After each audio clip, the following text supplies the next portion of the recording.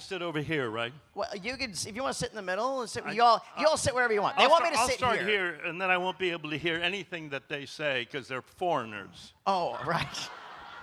You know, well, that's right. Well, you want to sit here? No, I'm fine. Okay, here. all right. Seriously. So But before we get going, yes. When we get to the questions, okay, we have something to give to the person who comes up with the best question of the afternoon. So I want you to really think about this, and you'll get something special from the three of us. We'll do your dishes tonight. Is that what they call it now? Yes. Well, friends, thank you for joining us here in Raleigh. It's been a long time since all four of us have done this. We did it several times in the dark times when we're all living out of our house and not allowed to go out and virtuals. So. You don't mention the word, no. Nah, I don't like to say that. Like I said, the unpleasantness, I refer to it. Yeah. So anyway, I've heard this origin story before, but in case anybody out there does not know, let's go back to the beginning. How did these roles come into your lives? You guys talk first, okay? Because you were the beginning. You were the Oh, genesis. yeah, I forgot. So you. You were the genesis. Both of you.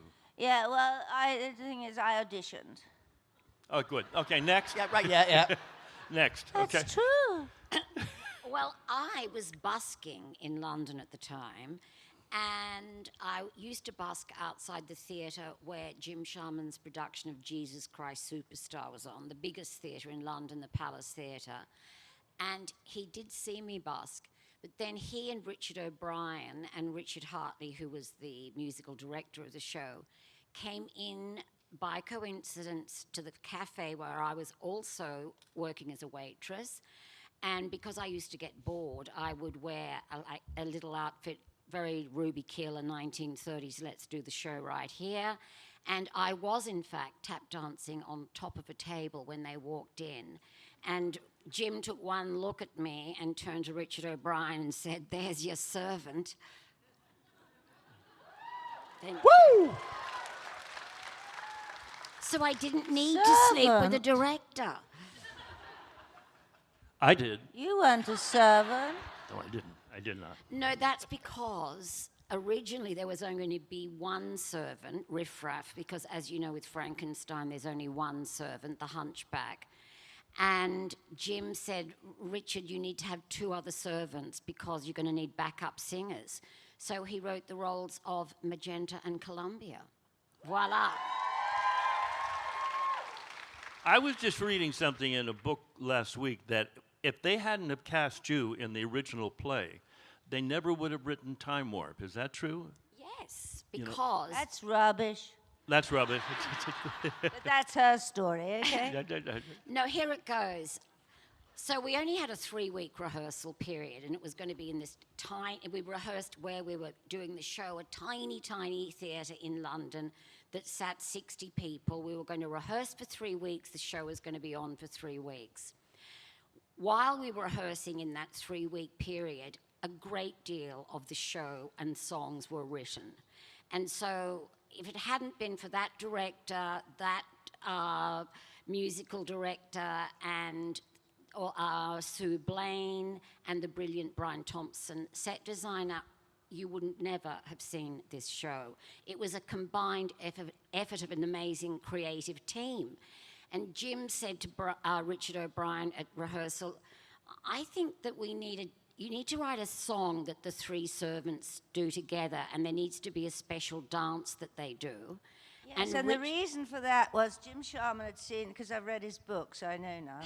It's called Blood and Tinsel, and the great chapter on Rocky Horror, which is brilliant. And lots of things are in it that I didn't realize where he got the ideas from. And the idea for the Time Warp came from a film called Band Apart by Jean-Luc Godard. And in it, there's two gangsters in the mall, and they're in a cafe, and she puts a thing in the jukebox, and they put on the Madison, and the three of them get up and dance the Madison. And that's really boring dance, because it's a straight line that goes so they're doing that. One gangster goes off out the door like that. One goes off out the door like that. And she's still doing it, because you don't see the person beside you. And she finishes and she goes, that's when Jim Sharman got the idea for the time warp. And he said to Richard, you three need a song, so something maybe with a bit of a dance. And amazingly, Richard went home that night, and he and his wife, Kimmy O'Brien, worked out something called the time warp. Woo! I came in the next morning, and I thought, oh, God, do we have to learn this now? But that's what I mean about how much Jim Sharman, the director, contributed to the show. He also said to Richard one day, you need to write a song for Janet that expresses her sexual awakening. And he went home and the next day came up with Touch It, Touch It, Touch It, Touch Me. And Julie Covington, who was playing the part, says, I'm not going to sing, that's disgusting. And I said, I agree.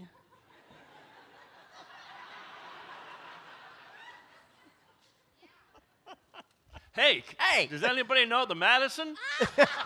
I wonder where you got that line from. I didn't realize. I told you, but of course I didn't either. None of us did.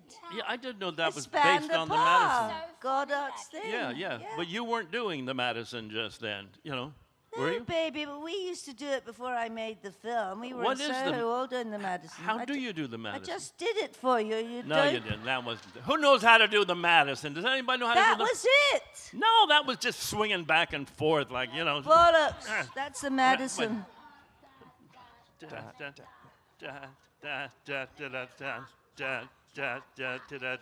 That's not the Madison either. Okay, Mr. Tony Award winner. That's how they do it in Band Apart. That's the Madison right there. Right? That's the Madison. It's just a crisscross? What do you call that in dance terms? That's a. That's not the Madison. Grapevine. Yeah. All right, we've had our exercise for the Okay, day. all right, okay. Okay. You may be getting the best question now. Can anyone do the Madison? When the movie completed, they put it out there, and nobody knew what to do with it. And then it evaporated. When did each of you begin to become aware about, they're showing it at midnight now, and people are performing? First of all, 20th Century Fox didn't know what to do with this film. They made it, and it was a complete bomb. They didn't know how to promote it, do anything with it. And it just sat there.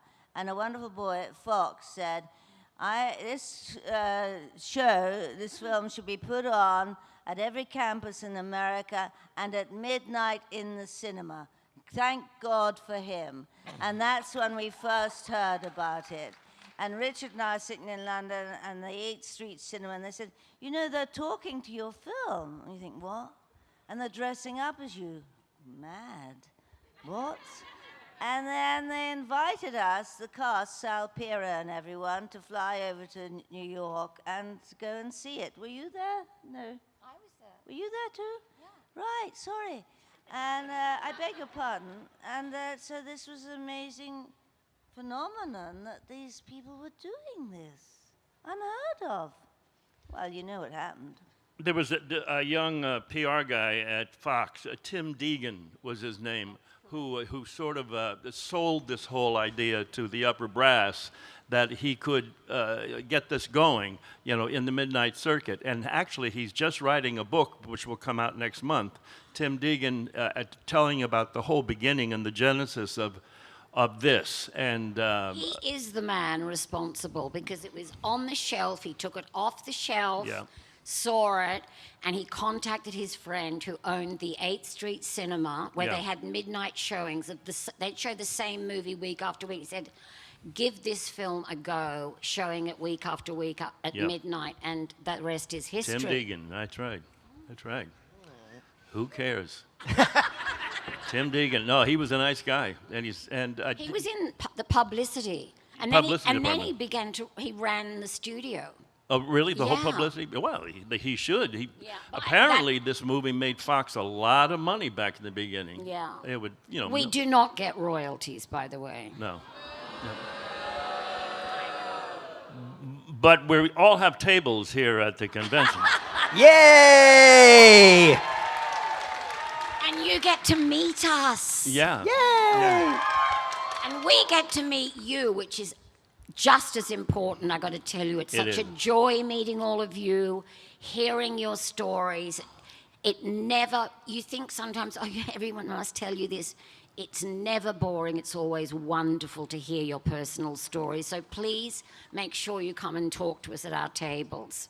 Whether or not you're buying something, it's always great to meet you. Yeah. Yeah, but don't take too long. Except Nell, she likes it. What was do you recall the first time you actually stuck your head in a shadow cast and what you felt about it? Stuck our head in a shadow cast. Well, wait, yeah. You walked into the theater and said, "Okay, I've been hearing about this for a while. Let's see what what's going on here." What was your first reaction? My reaction was the coincidence of the original set that Brian Thompson made for 2 and 6 at that tiny cinema was a film screen. He hung, it was all scaffolding and tarps, and he put a sign up, "We apologise, but we are turning this theatre into a cinema." And people would arrive at the cinema and go, "Oh my God, Why are you talking about that? Sorry. like what?" What were you asked the question?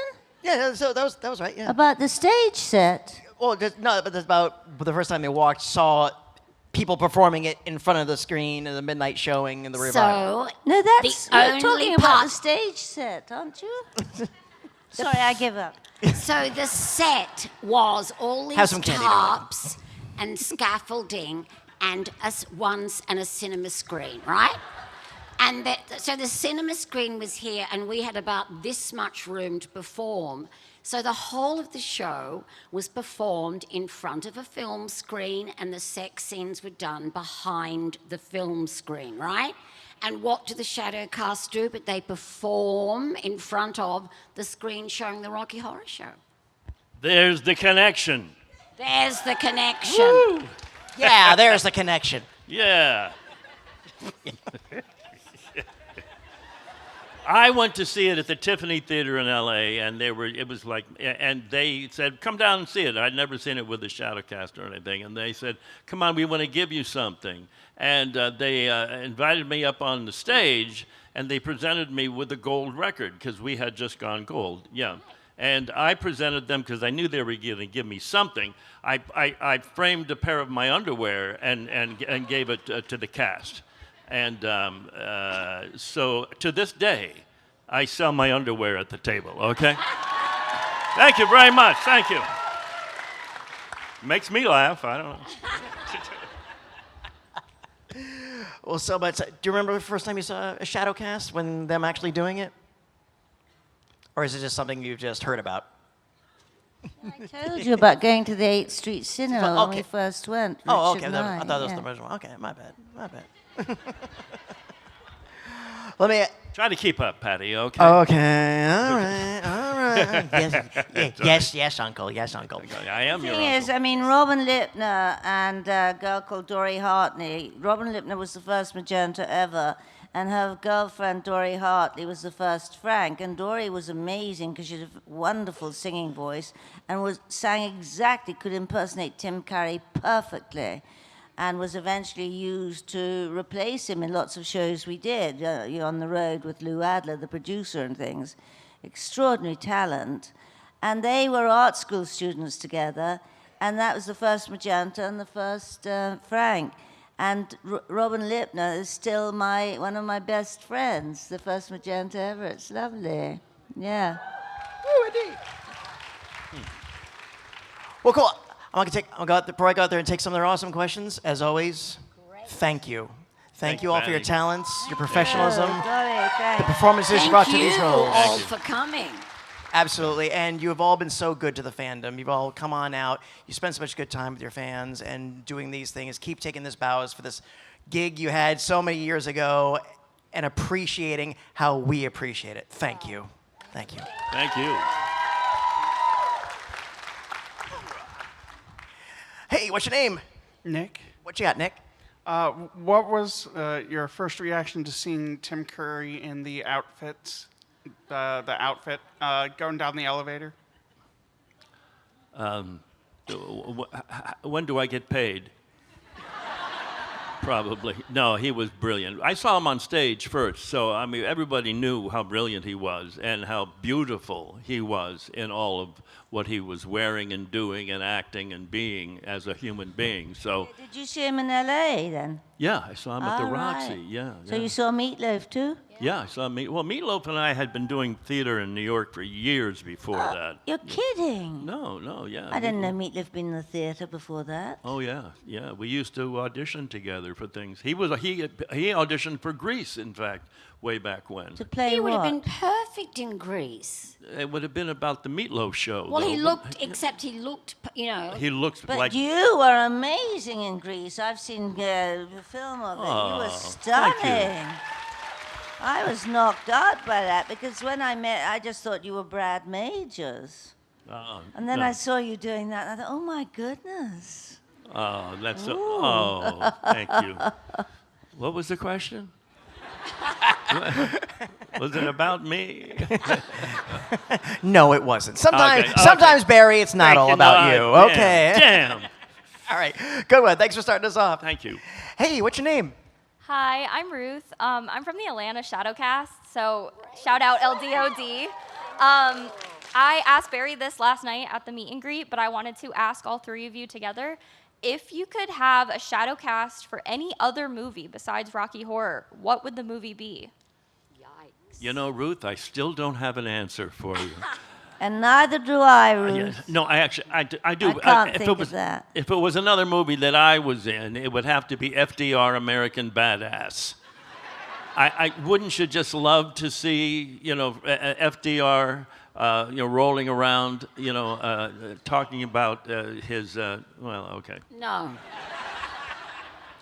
Darling, it just works for Rocky Horror. You know, the music, the songs, the dancing, the costumes, the fantastic characters. And there's something for everybody in it, and everyone can cross-dress, you know. It's just great. I love that Yeah, men but and darling, women... what would you want to be? Well, my cast has an inside joke, and we always say that we want to do Twilight as a Shadowcast, especially the baseball scene. So I just wanted to ask y'all what you would think.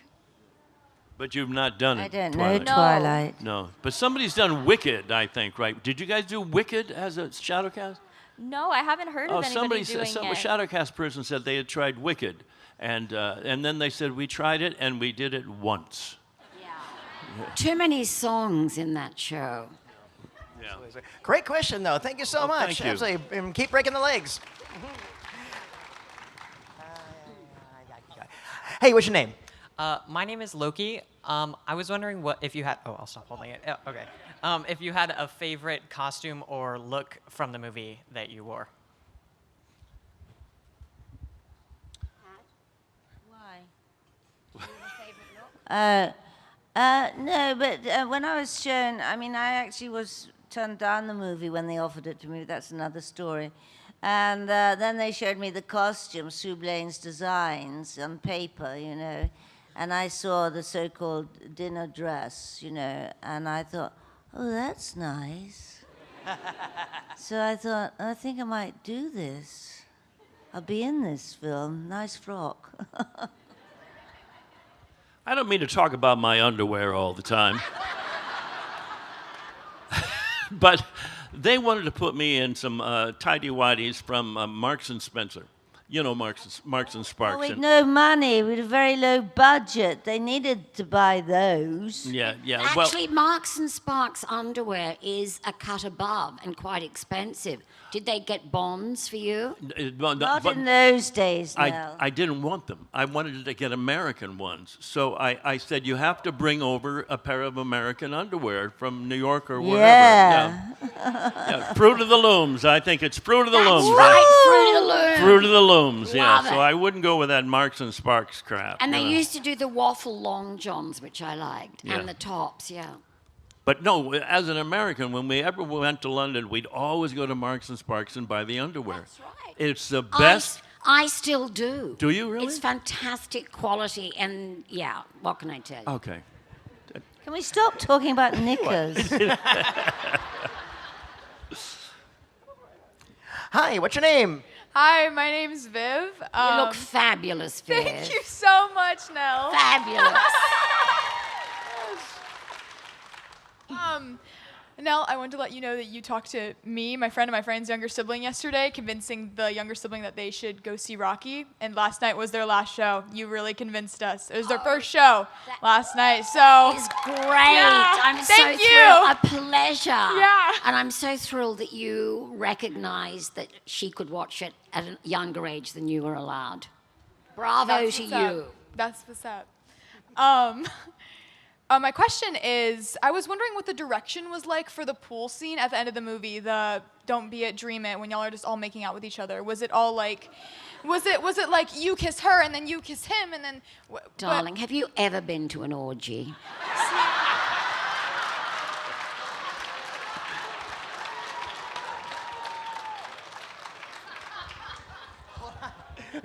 Hold on. That was worth some candy. There you go, darling.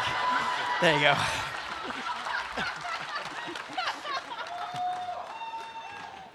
You do not have to answer, by the way. No. And try to beat that question, you guys in that line. Huh? Thank you so much. No, thank you. You do look lovely. Good job. Thank you. Hi. What's your name? My name is Chastity. Nice to see you again, Nell. I saw you earlier. My husband is Eddie. I A wanted little to ask you guys. contradiction in terms. Chastity and Eddie. It's okay. But first of all, I want to say that you two have been a huge impact on me and my style growing up. But it's okay because, Brad, I'm mad for you too, of course. But my question would be for you guys, if you could play any song from the movie on repeat for the rest of your lives, which one would you choose? Mine would be science fiction. Mine would be Once in a While because it was cut from the movie.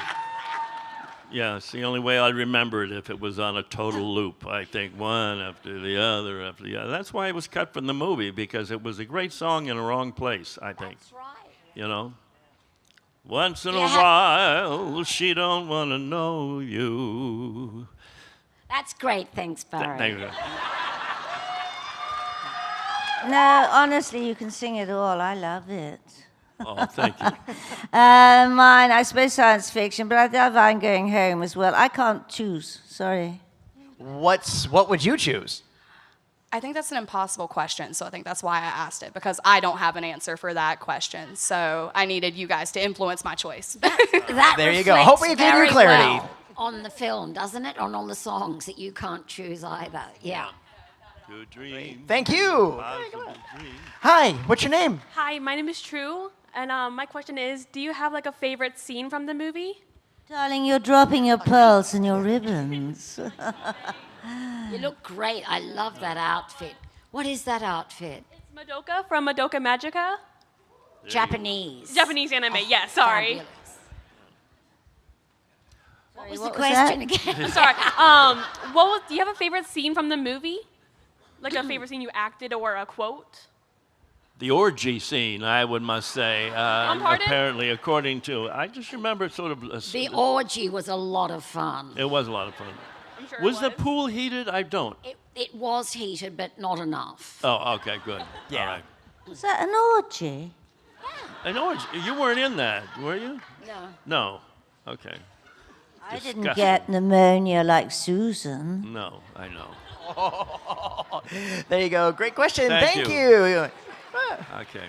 Hi. What's your name? Hi, I'm Amber. First of all, I would like to say you guys are absolute icons and have been just so important to me growing up. I watched you from a very young age. But my question for you is, if you could go back and act a scene maybe just a little bit differently for any reason, which one would it be and why? I couldn't. I It's have impossible two. to prove important.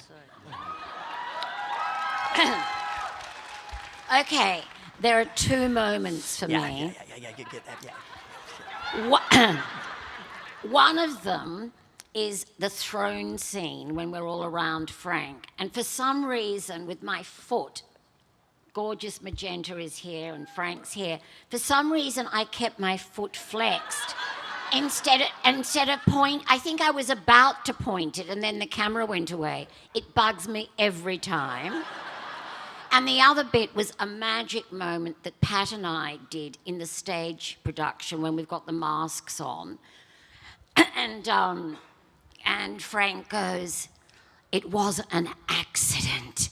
And Pat and I used to jump to him and go, "An accident!" Like that. But in the film, for some reason, Jim decided that we'd go, "An accident." I think it would have been much funnier if we'd both gone, "An accident!" So they're my two moments. Every moment was gold. It's true. Yeah, it was that's- flawless. I don't know. What about his legs? Oh, the legs. The body. But see, I pointed my foot at the right time, for Christ's sake. Fun question. Thank you so much. Thank Thank you. Hi, what's your name? Michelle. Hi. Thank you. You talked about when the movie was being shown at midnight. When did you first start hearing about people throwing bread and rice and coming with the newspapers and yelling things like the banister's lucky and those funny lines that were yelled during the movie with the audience participation? I think it's all wrong. I think you guys have stolen the movie from us. There's like a third script out there now, you know, and I think that you're rude and you're crude, and you know. Do you know, a documentary has just been made called Strange Journey, and directed by Richard O'Brien's son Linus. We're all interviewed in it, and a lot of the creative team and other actors. And at the end of it, Richard O'Brien said that someone said to him, "You know, Richard, the Rocky Horror Show is no longer yours, it's ours." And Richard said, "You're right. So it really is yours." Yeah.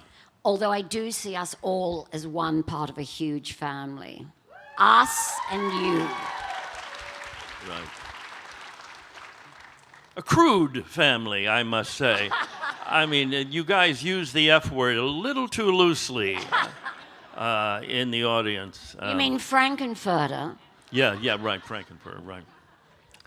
Thank you. Thank you. Oh, now this is a cool cosplay. Good job on that. Yes. Hi, what's your name? Hi, my name is Theo, and I wanted to ask, with the script being as is, what was the reaction of whether it be your friends or families when you told them that you were going to be part of the movie? Silence. I didn't tell anybody. I just get it over with and move on. You know, no, it was. I don't know what that would mean to anyone. I mean, how would friends or family know what the movie was about? What are you talking about? I don't understand that. Well, was there ever a point when people would say, "Wait, you're in that movie?" Like, did that moment occur? Oh, you mean after? Yeah, after then, as before, Sorry, afterwards. what was the question again? I think I understand your question. Sorry. Do you mean that our parents had seen us in the play and then heard that we were going to be in the movie? Well, I just kind of assumed when you're like part of something, you get told like what the script was. So in my mind, I was like, okay, you tell like your like friends like, yeah, I'm in this movie and there's gonna be this and they're gonna be having this. But we'd been in the stage production already, so. But darling, I never tell my friends or parents anything like that. Good to know. I mean, go to pot. No. Sorry, I just do what I choose to do. Thank you. And Pat's family was in Northern Ireland, and my family was in Australia, and we were performing the show in London. So they didn't know what the hell we were getting travel up to. from Ireland, actually. What about you, Barry? What's the question? Before you went to go do the movie, did you tell anybody? Oh yeah, I don't know what the movie is, frankly, but I'm doing it. Oh. Well, you know, I'd done a lot of off Broadway stuff, you know, LGBTQ stuff, you know, all that. So it was right in my wheelhouse in a way. But also, all you had to say is, "Mom and Dad, I'm playing this all-American guy in a musical. It's going to be great," with a girlfriend called Janet. Well, they never asked me. Yeah. No. So thank you. There you go. Good question. Thank you. Hi. What's your name? My name is Anastasia, and my question for y'all was whether on or off screen, on stage or backstage, what was y'all's favorite moment of making Rocky Horror? The night that I think Mick Jagger was in, and Rocky, and on the stage show, Raina Burton.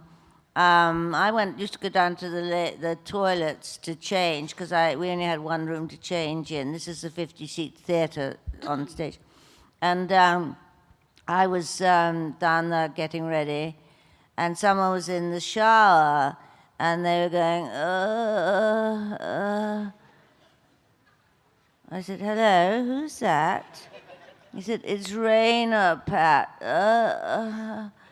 So what's the matter? He says, I got glitter under my foreskin and I can't walk. Glitter was made of glass in those days. So I went back upstairs, and Nell was sitting in the so-called dressing room saying, I'll play Rocky, I'll play Rocky. And Jim Sharman said, show cancelled. I thought, oh, great, we don't have to do it. No, it was the last performance at the little theatre upstairs of the Royal Court. Was it? Yeah, and Mick Jagger had already arrived because he got the time wrong. And there were so many stars coming that night, and Jim so much wanted the show to still go on, but a doctor appeared and said, that Rocky couldn't go on. And Jim was furious because Raina Burton, who was playing Rocky, said, when I woke up this morning, my cock... And he, well, why didn't you phone the theatre first thing in the morning? We could have got you to a doctor, and we also could have got Nell to play Rocky. So I was furious. Who said that? Jim Sharman. He What an told idiot. me. Sorry. Well, good one. Thank you so much for that. All right. Woo, next. Hi, what's your name? My name's Veronica. So my question is, it's up for all three of you, but I'm especially excited to hear Barry's answer. Oh, God. So when was the first time you, let's say, put on like women's lingerie? And did you ever think that it would become your legacy? Did you see that in your future? No, but boy, I tell you, the foreskin was very raw for a long time after that. No, I fit right into it, I think. So you're I not quite like it. circumcised? Huh? That's very unusual for an American. What, to get all I tatted thought up? most Americans were circumcised. Oh, circumcised. Yeah. Are we still talking about my dick? We still are. Huh? I call it a cock. Oh, no, I know much more interesting I than that. think it's interesting. No, I'm sorry. Am I right that most men are circumcised interest in me. America? Yeah. You paid good money for this, okay? Jesus. No, I was quite comfortable in the outfit because we were slim and trim and didn't mind just being. And none of us ever went to a gym except for the man playing Rocky. Yeah. It's pretty good how we look considering. Yeah. And he still looks pretty good. He does. He does. Peter Hinwood, we just saw him last year, right? Have you seen him since then? I have. He did his first convention with us in London. Yeah. He was. I think he was a very shy man. He was a very shy. Very shy, and I think he was sort of didn't quite know what to make of all of us. Well, he'd never acted before. Right. But he had great abs. Well, he was the only man in England with that body. Was in he? the 70s, Because no in one those went days, to the nobody gym. worked out. So Peter Hinwood used to go up and down the King's Road, and he had a red sports car, and everyone kind of knew him because of his physique. And one thought, oh, there's that male model fellow. He was a model. And hence he was the only person in London who looked like that. It was extraordinary. Everyone on the King's Road in those days in Chelsea was, pencil thin with velvet flared trousers and looking gorgeous. So he was the only muscle man in town. Great question. I was not a muscle man, as you know. But thank you. I enjoyed it. Great one, thank you. Hey, what's your name? My name's Aaron. I just want to say it's a pleasure to be able to speak and ask you guys a question. My question is... We're under arrest. Say what? I thought you were going to arrest us. Oh, no, no, no, ma'am. You look like an officer from here. Ex-military. But I just want to say, you all have had such unique roles in theater and film. You've said some very interesting lines.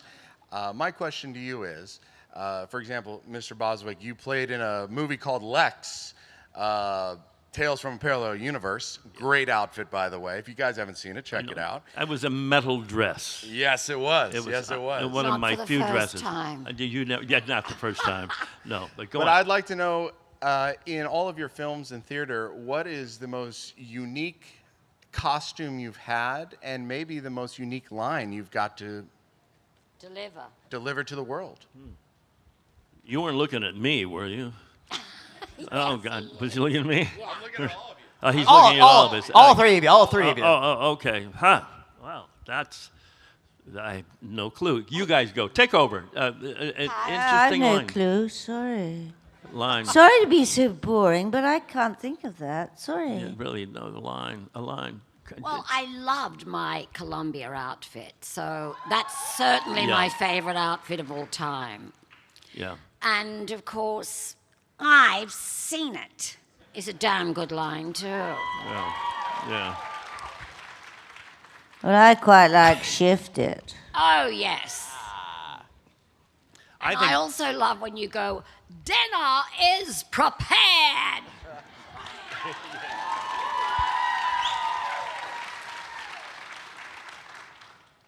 I think my favorite costume was my Danny Zuko black leather jacket. And somebody broke into my apartment years later and stole it.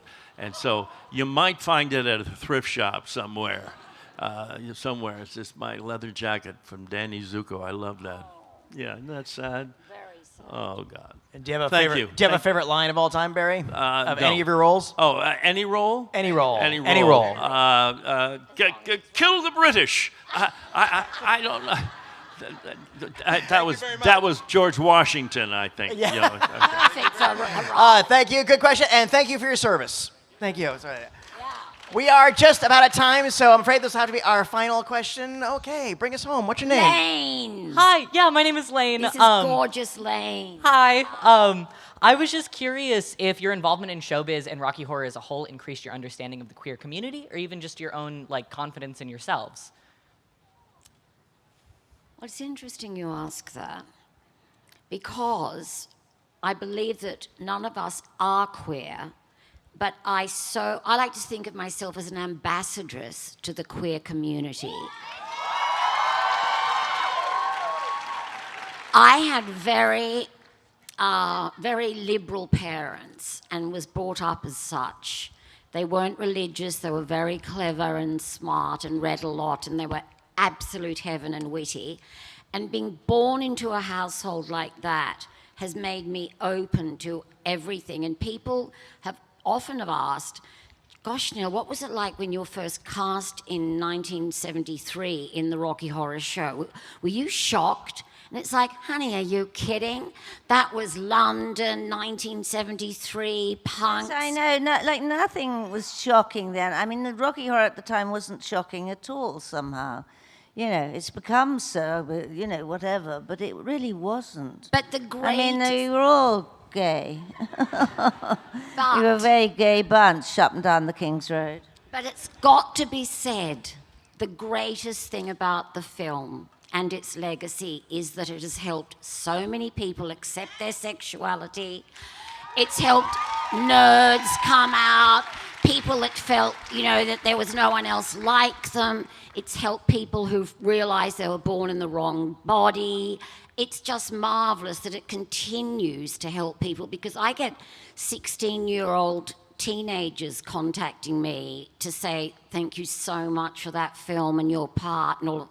And so it just goes on and on. So that has been the miracle of Rocky Horror. Thank you, Lane. Thank you.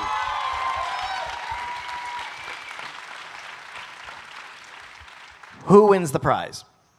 Who wins the prize? Best Hold on. question. Just a second, hold on. Let me. Who do you? Remember I just said to you that should be the prize. What was the prize? One second. They'll be back at their tables a little bit after this. Wait a minute. Who do you think should win the prize for the best? Which was the best question? You decide. Orgy. Orgy. Okay, orgy. Where's the orgy? Good, Yeah. Yes. Oh, yeah, come up here. Great. That's good. There we go. We're going to meet you later in room 695 and teach you all about it. Hold on. No. Come on, follow me. Follow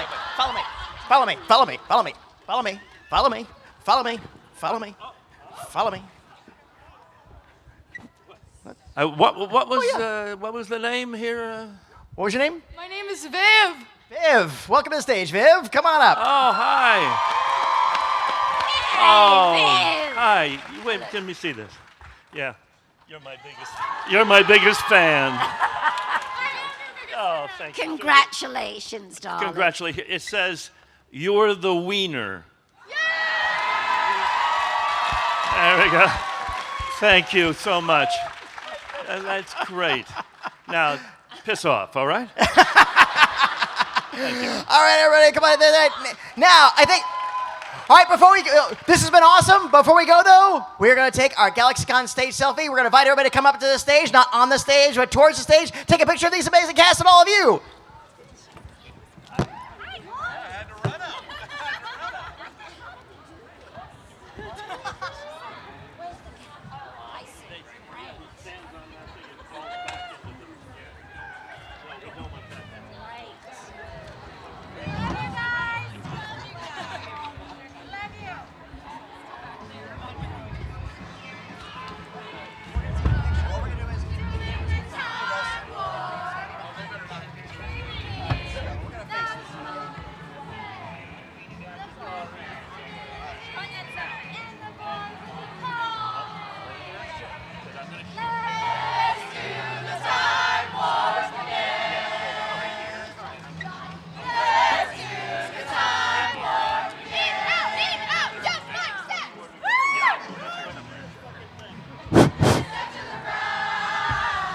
With your hands on your hips.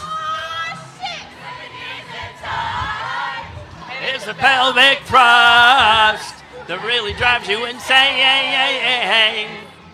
Let's do the time warp again. Let's do the time warp again. Go. Oh. So you can't see me. No, not at all. In another dimension, with voyeuristic intention, well secluded, I see all. We're into the time slip. And nothing can ever be the same. You're spaced out on sensation, like you're on a sedation. Oh, let's do the time warp again. Woo! Woo! All right, everybody. We're going to take the picture now, so our guests will turn around.